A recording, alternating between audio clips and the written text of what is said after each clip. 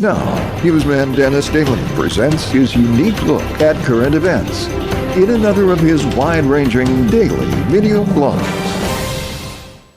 Hi, and thanks again, everybody.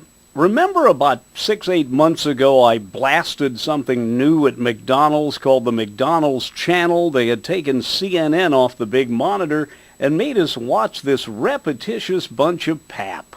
Well, I saw something on there today that was kind of interesting. They were profiling a young man here in California who has immersed himself in the legend of the Wizard of Oz. He's been collecting memorabilia and is even going to start his own Wizard of Oz museum. And the one thing I learned in watching is that Oz, of course, was the creation of author L. Frank Baum. And the Oz story is not just one story. It's a lot of Oz books.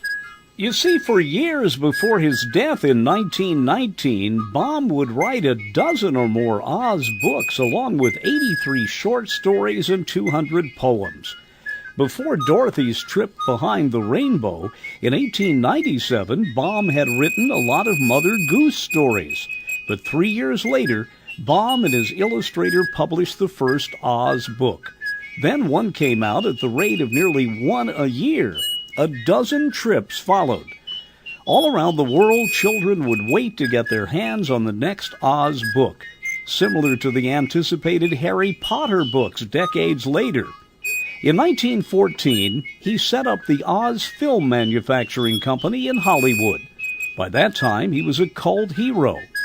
But on May 5, 1919, L. Frank Baum suffered a stroke and died the next day. His final book, Glinda of Oz, would be published after his death. The landmark movie is actually a combination of stories from several Oz books. I'm Dennis Daly with your Daily News Update.